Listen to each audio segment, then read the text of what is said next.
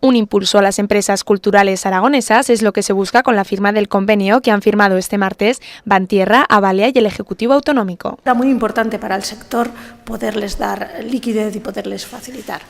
El Gobierno de Aragón, como les digo, impulsado por el sector, contactamos con Bantierra, que enseguida se mostró pues, muy dispuesta a la colaboración, y con Avalia para hacer ese papel, ¿no?, de avalista de estas empresas culturales. Este acuerdo supondrá la puesta en marcha de una línea de crédito que concederá Bantierra para financiar las iniciativas que sean viables desde el punto de vista económico.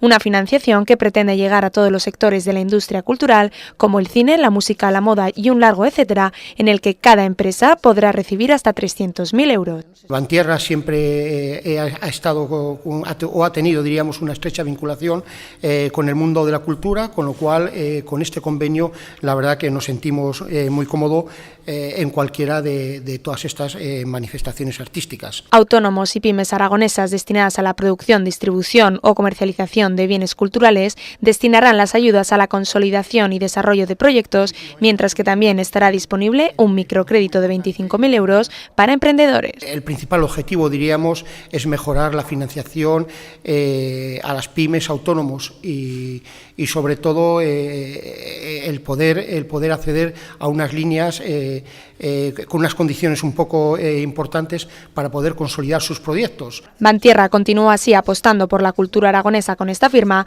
al entender esta industria como motor de desarrollo de la comunidad.